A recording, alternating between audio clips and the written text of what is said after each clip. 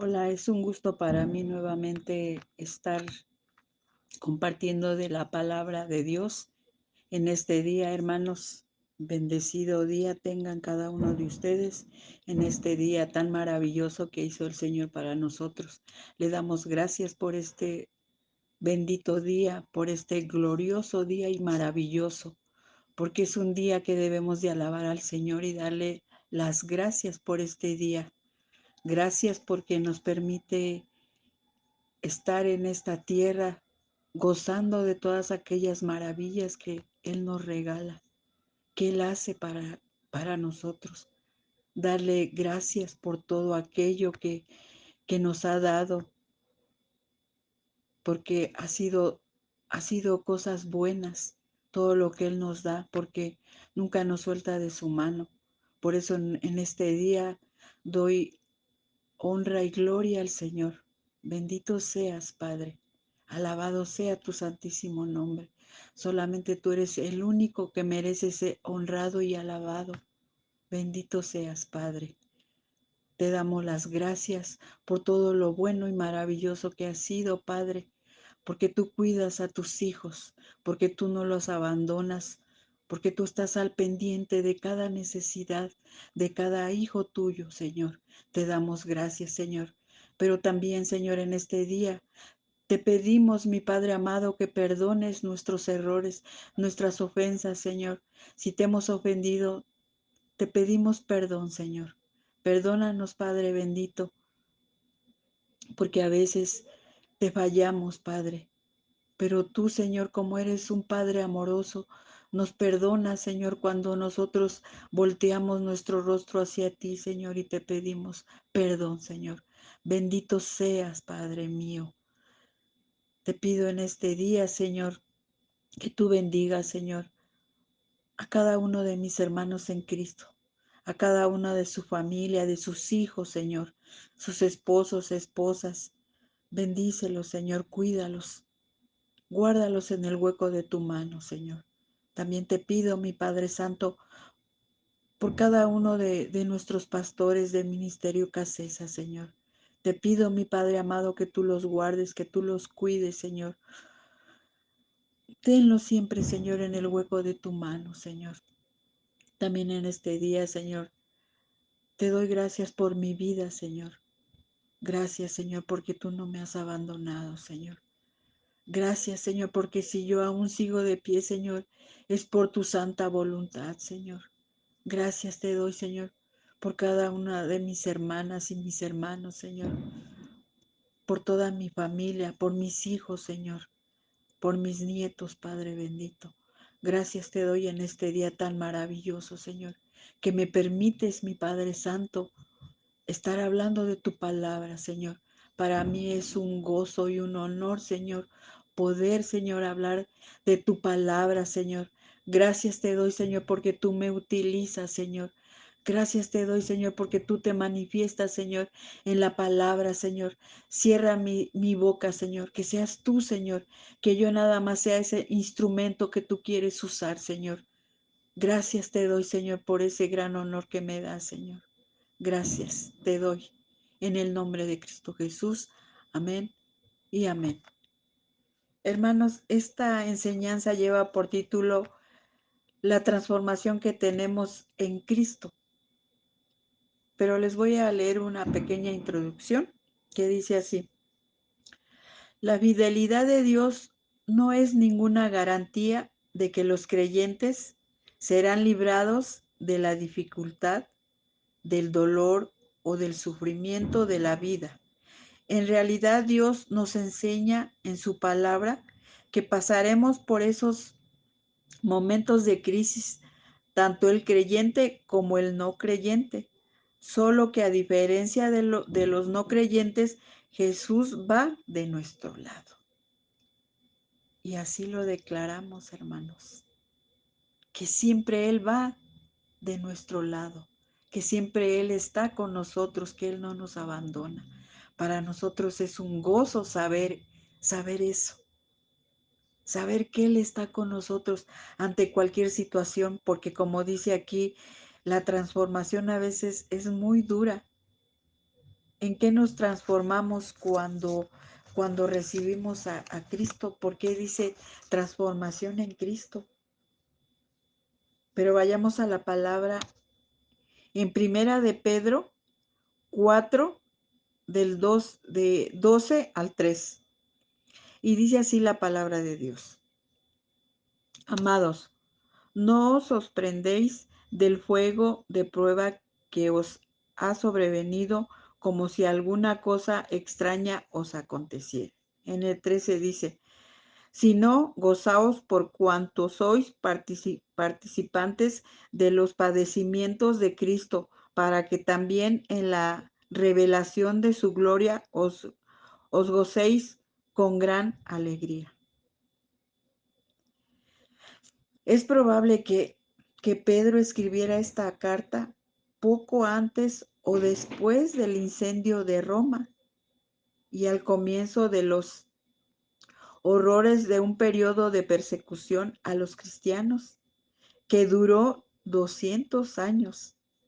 Pedro explica que hay 4 actitudes necesarias para ser triunfantes en la persecución. El 1 es esperarla. El 2 es regocijarse en ella. El 3 es evaluar su causa y encomendarse a Dios. Alguna cosa extraña aconteciese, se refiere también a cosas que pueden suceder de forma arbitraria. Pero un cristiano no debe pensar que su persecución es algo que le sucede de forma accidental. Dios la permitió para que el cristiano sea probado, purgado y limpiado. Porque a veces no dejamos que Él nos limpie. Y como dice aquí, es que seamos limpiados y purgados. Cuando, ¿qué le suena cuando dice purgados? Si han escuchado cuando el doctor luego a veces nos dice, se tiene que purgar o ya se purgó, nos manda algo para que, pues esa purga, ¿no? ¿Qué quiere decir? Que nos limpia todo aquello que traemos, que nos anda, dando problemas, ¿no? En el estómago. Entonces así nosotros tenemos que purgarnos, tenemos que dejar que el Señor nos purgue y nos limpie de todo para que seamos transformados en Él y seamos participantes de los padecimientos. El cristiano que es perseguido por su fe es compañero en la misma clase de sufrimiento que Jesús soportó, el cual consiste en padecer por hacer el bien. Él no vino a dañar a la gente aquí, él lo único que vino a hacer es hacer el bien. Y sin embargo, aún así lo persiguieron, lo querían matar, bueno, terminaron matándolo, pero antes de eso, pues hubo muchas personas que lo perseguían porque no lo querían. Así en nosotros pasa, hasta en nuestra misma familia, luego ya nos ven feo porque dicen, ay, es que tú ya no eres igual, es que tú ya no vas aquí, ya no vas allá, ya no vas a las fiestas, ya no haces esto, ya no haces el otro. Pero porque nosotros ya entendimos, porque nosotros estamos siendo transformados por Cristo. Estamos entendiendo lo que es vivir una vida, vivirla como la tenemos que vivir, no como la estábamos viviendo. Los creyentes fieles deben anticipar la persecución y el sufrimiento a manos de un mundo que rechaza a Cristo. Y dice el punto primero, dice el sufrimiento. ¿Por qué sufrimos como humanos? Durante años, una de las situaciones más cuestionadas por la humanidad ha sido esta. ¿Por qué sufre el hombre habiendo un Dios en el cielo y atribuyéndole a Dios toda la responsabilidad de lo que ocurre a nuestro alrededor? Cuando en realidad el hombre, todos nosotros, sufrimos por consecuencias de nuestras propias acciones, porque a veces no entendemos lo que, lo que tenemos que hacer, o a veces estamos haciendo cosas que nos dicen, no hagas esto porque no está bien, no hagas el otro porque te puede pasar esto, pero no entendemos, o hasta nuestro mismo cuerpo nos dicen, cuídate porque mira, te puede pasar esto, o ten cuidado porque tú ya estás a lo mejor enfermo, o te acaban de hacer una cirugía y si no te cuidas, pues después vienen las consecuencias y por no obedecer, pues después nos estamos lamentando, porque luego es peor. Somos muy desobedientes, no entendemos cuando el Señor nos habla, cuando nos está, dice y dice y dice, y nosotros hacemos oídos sordos. Eso es lo que pasa. Después pagamos las consecuencias. Todo lo que el hombre sembrare, eso también segará. Dice en el 2, el sufrimiento. ¿Por qué sufrimos como cristianos? Algunos creyentes sufren por la misma razón que sufren los incrédulos, a consecuencia de sus propias acciones. Y Dios usa tal sufrimiento como un medio de disciplina para que el creyente madure. A veces deja que nosotros pasemos por sufrimiento, pasemos por situaciones, porque como les decía, a veces no entendemos. Una y otra y otra y otra nos están, dice y dice lo mismo, repitiendo y no entendemos, somos desobedientes, así, tal cual, desobedientes por no entender, porque sabemos que si nos lo están diciendo es por algo,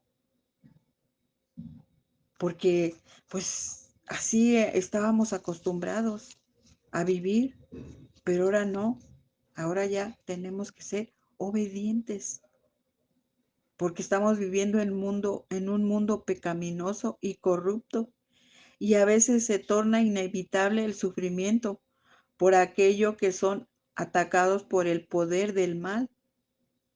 Sufrimos porque tenemos, sufren porque tienen la mente de Cristo, porque si tenemos la mente de Cristo, pues lo vemos de esta manera, que Él permite que nosotros estemos pasando alguna situación que nos duele, que nos hace sufrir. Cristo sufrió, sufrió mucho. Entonces, cuando nosotros lo vemos de esa manera, en esa madurez, que estamos estudiando la palabra y ahí nos habla, la palabra de Dios ahí nos habla y sabemos que ese sufrimiento, Él lo permite, que lo estemos pasando. A lo mejor para tener más fe en Él, porque tenemos ya una mente de Cristo, porque a pesar del sufrimiento, tenemos la certeza de que Él está con nosotros, de que Él nos va a sacar adelante. Ya no tenemos, ya no pensamos como antes pensábamos. Es más, antes creo ni lo pensábamos. Nada más decíamos, ay Dios, ayúdame y tan tan. Pero hoy no. Hoy tenemos esa fe en Él y tenemos la certeza de que Él nos sacará de cualquier situación porque Él está al pendiente de cada uno de sus hijos y que Él permite que pasemos eso para que seamos transformados, para no cometer el mismo error que si lo cometimos o lo estamos cometiendo, para que ya no volvamos a caer en ese error. Pero vayamos a la palabra nuevamente en Primera de Corintios 2:16. Y dice así la palabra de Dios. Porque quien conoció la mente del Señor, quien le ¿Quién le instruirá más? Nosotros tenemos la mente de Cristo.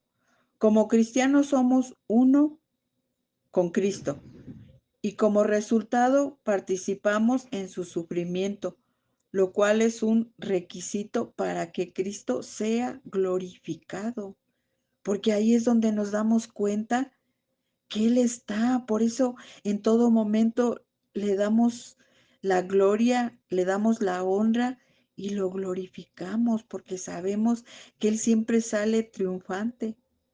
Y si Él sale triunfante y Él está con nosotros, pues así saldremos nosotros de todo aquello que a lo mejor a veces pensamos que es imposible, pero para Él no es imposible. Por eso siempre hay que glorificarlo, por eso siempre hay que darle la honra, porque por Él es que ganamos las batallas, siempre, en todo y donde sea. La misma palabra se traduce entendimiento. Los cristianos son capacitados por la palabra y el Espíritu para conocer los pensamientos de su Señor. Y en segunda de Pedro 2:21 dice así la palabra de Dios. Pues para esto fuisteis llamados, porque también Cristo padeció por nosotros, dejándonos ejemplo para que sigáis sus pisadas. El llamado siempre se refiere al llamamiento eficaz de Dios a la salvación. El punto de Pedro es que una persona llamada a la salvación tendrá que soportar trato injusto, así sea solo en algunas ocasiones. La conducta por parte del creyente en medio de estas pruebas resulta en el fortalecimiento y perfeccionamiento en su vida cristiana en la tierra. Así nos vamos perfeccionando nosotros. En cada sufrimiento, en cada cosa que padecemos, nos estamos fortaleciendo, pero en Él, porque Él nos está dando esa fortaleza para poder soportar y ese fortalecimiento en Él, porque llevamos una vida cristiana aquí en la tierra y cada día lo estamos conociendo más. Por eso Él nos está transformando a nosotros en todo, desde nuestra mente, nuestro corazón, nuestro caminar, toda nuestra persona. Él nos está moldeando. Así como en un aumento en su capacidad eterna para glorificar a Dios. La palabra de Dios nos enseña que el apóstol Pedro cometió varios errores, pecados y malas decisiones. Sin embargo, la escritura misma lo muestra como un gran ejemplo de restauración, porque como dice aquí, pues él cometió muchos errores y malas decisiones, igual que nosotros.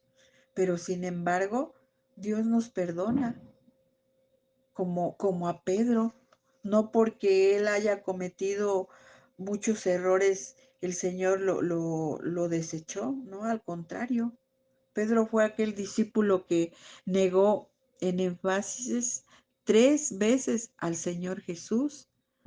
Ante todas estas cosas, cuando el Señor Jesús resucitó, no lo condenó, no lo rechazó, ni lo desechó. Por el contrario, el Maestro lo restauró, después lo usó para liderar el avivamiento de la ciudad de Jerusalén. Miles de personas se convirtieron a Cristo a través de su predicación. Muchos milagros y maravillas hizo Dios a través de su vida. Pero vayamos nuevamente a la palabra en Hechos 2:41 y dice así la palabra de Dios. La Biblia nos dice que Pedro predicó y los que recibieron su palabra fueron bautizados y se añadieron aquel día como 3,000 personas.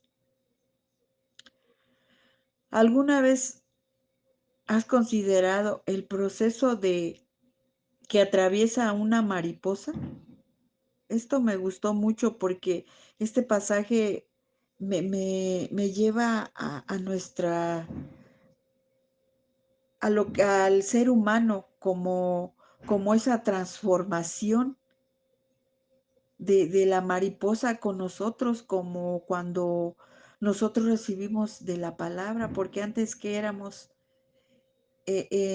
ahora que somos hijos de Dios, antes cómo nos podríamos ver como esa oruga antes de transformarse en esa mariposa, porque la mariposa atraviesa pues un proceso, ¿no? En este mensaje como que me da gozo, me da algo que siento que nosotros pues hemos triunfado en todo esto, que aunque tenemos nuestros tropiezos, hemos sufrido situaciones que pues no nos gustan, ¿verdad? Pero a través de la palabra Él nos quita, nos limpia todo aquello que nos molesta, ¿verdad?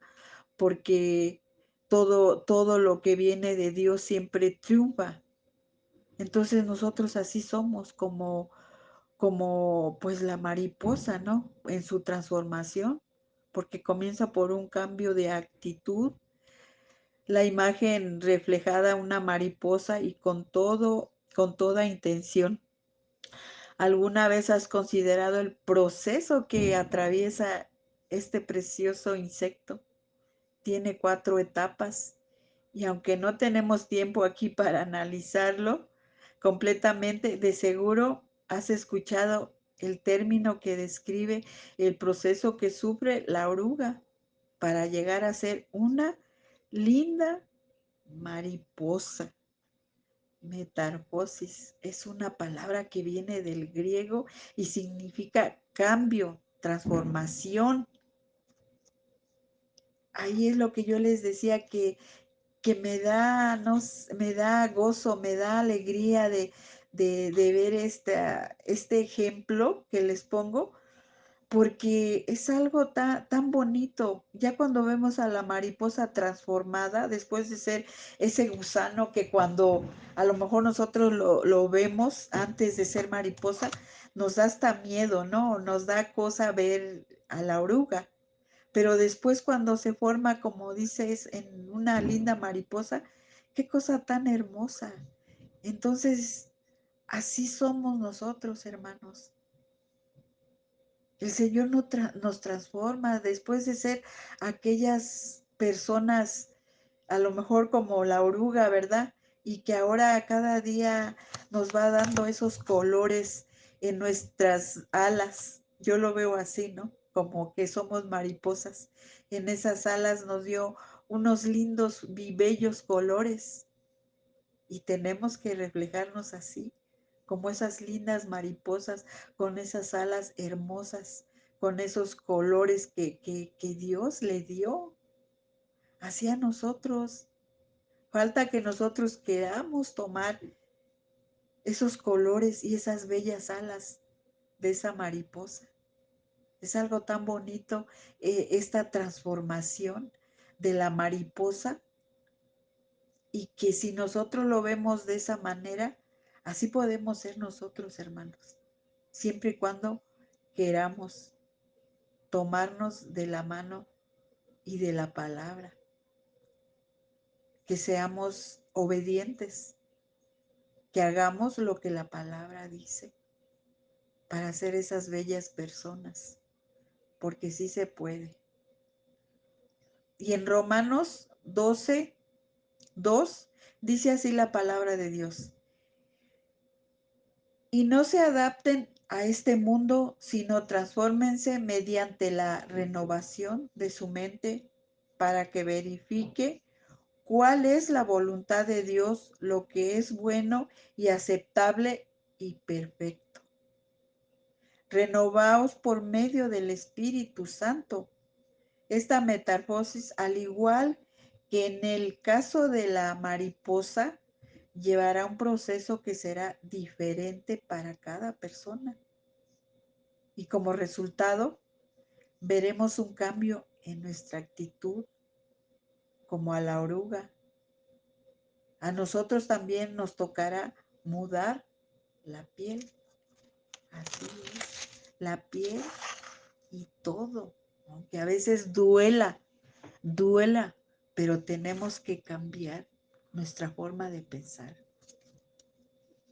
nuestra forma de vivir, nuestra forma de actuar, nuestra forma de tratar a las personas. En Efesios 4, del 22 al 24, dice así la palabra de Dios. En cuanto a la pasada manera de vivir, despojaos del viejo hombre que está vaciado en forma de los deseos engañosos y renovaos en el espíritu de vuestra mente y vestíos de nuevo hombre, creado según Dios en la justicia y santidad de la verdad. Aquí hay tres cosas, tres verbos en forma imperativa, es decir, un mandato. El primero es despojaos, desháganse, eliminen, que es lo que Pablo nos manda a eliminar. La antigua manera de vivir, la naturaleza anterior, porque no tiene cabida en la nueva vida que Cristo nos ha dado. Sabemos que si en un saco de papas dejamos una papa podrida, el resto de papas, el resto también se echará a perder. Es necesario sacar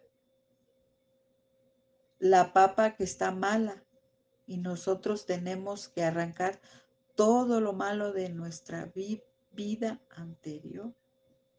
Así es, porque si nosotros dejamos algo en nosotros malo, pues seguiremos dañando a la gente y seguiremos dañándonos a nosotros mismos, a los que están a nuestro alrededor.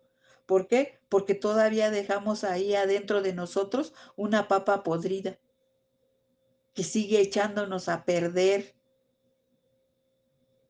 Y pues entonces ahí no hay cambio, no hay transformación, porque no queremos sacar esa papa podrida de nuestra vida, la queremos seguir teniendo allá adentro para que siga dañando todo aquello que sale de nuestra boca o todo aquello que pensamos. Y eso no está bien. Y como dice, arrancar todo lo malo de nuestra vida anterior. Pero ¿cómo? ¿Cómo nos deshacemos de algo que forma parte de nuestra esencia? Esa naturaleza con la que venimos a este mundo. ¿Será posible eso, hermanos? Pero vayamos a la palabra nuevamente en 2 Corintios 10:5 en nueva versión. Destruimos argumentos y toda altivez que se levanta contra el conocimiento de Dios y llevamos cautivo todo pensamiento para que se someta a Cristo. Sometámonos, hermanos. Nos tenemos que someter aunque duela, aunque nos cueste trabajo, que nos damos cuenta. Es un verbo en primera persona. Nosotros llevamos cautivo todo pensamiento a Cristo. ¿Pero qué quiere decir llevar un pensamiento cautivo? ¿Cómo se hace? Es tomar nuestra mente de la mano y decirle por dónde ir. Tengo que entrenar mi mente a, a pensar en conformidad con la palabra de Dios. Si decido dejar que Dios renueve mi mente, podré revestirme con la nueva naturaleza, que es el tercer verbo en el pasaje de Efesios que mencionamos antes, y estaré lista para que en mi vida ocurra la transformación. La Biblia nos enseña que ahora que somos hijos de Dios, tenemos la mente de Cristo, pensamos como Cristo. Y si no, tenemos que hacerlo. Tenemos que trabajar en eso. Tenemos que estar pensando siempre que todo lo que tenemos que hacer es pensando en Cristo. Voy a hacer esto, ayúdame. Voy a hacer el otro, ayúdame. Tú estás conmigo, te entrego todo esto. Si es mi trabajo, es tu empresa, Señor. Yo soy tu empleada nada más. Yo soy tu empleada y tú me das ese trabajo porque tú vas a suplir mis necesidades. Toda nuestra mente debe de ser siempre llevada a Él. Así que no es una misión imposible lo que estamos considerando. Si podemos tener mente transformada, si podemos pensar de otra manera, nuestras actitudes sí pueden cambiar y por tanto decidir de manera diferente. Ya no vamos a decidir nada más nosotros. Vamos a dejar que el Señor decida por nosotros, porque ahora nosotros ya pensamos diferente, porque ahora nosotros ya caminamos diferente, porque ahora nosotros ya hablamos diferente, porque ahora nosotros vamos a obedecer al Señor, que si nos está diciendo, cuídate, cuídate, cuida tu cuerpo, cuida tu alimentación, cuida lo que comes, cuida lo que ves, cuida lo que escuchas. Tenemos que obedecer porque nosotros ya fuimos transformados en Cristo Jesús. Pues hermanos, esta es la palabra que el Señor tiene para cada uno de nosotros en este día. Espero que lo llevemos pues a nuestras vidas y que así como dice la palabra, dejemos que el Señor transforme en todo en nuestra vida, en nuestro caminar, en nuestro hogar, en nuestro trabajo, en nuestras iglesias, que sea Él que esté con nosotros, que sea Él el que trabaje en nosotros, que escuchemos de su palabra, porque Él no quiere nada malo para nosotros.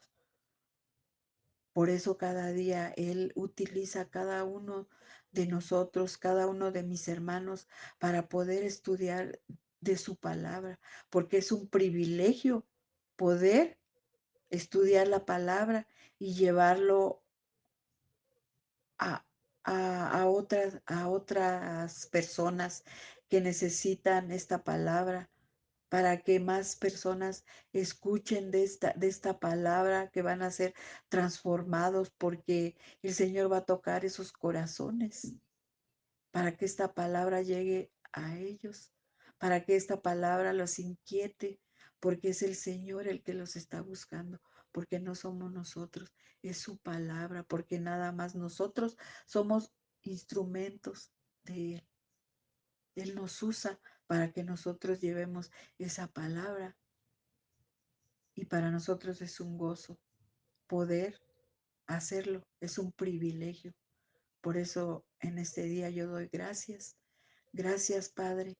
Gracias porque tú eres un Padre amoroso, porque tú nos amas a pesar de que nosotros fallamos, Señor, a pesar de que nosotros tenemos muchos errores.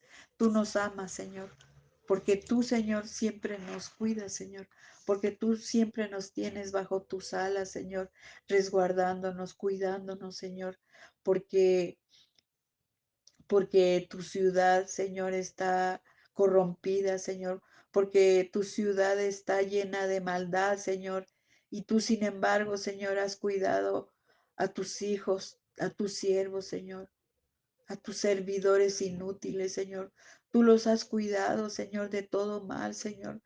Tú nos has levantado, Señor, de cualquier situación, Señor. A nuestros hijos tú los has cuidado, Señor. de cualquier enfermedad. Tú los has levantado, Padre bendito. Gracias, Señor, porque nos sigues dando fortaleza, Señor, porque nos sigues dando ese gozo, Señor, para poder, Señor, compartir de tu palabra, Señor. Gracias te doy, Señor, por cada célula que se tiene, Señor, en el ministerio Casesa, Señor, de México, de Puebla, Señor, de San Martín, Señor. Gracias te doy, Señor, porque tú, Señor, eres el que tocas las puertas de esas casas, Señor, para que sean abiertas, Señor, para que se escuche de tu palabra, Señor.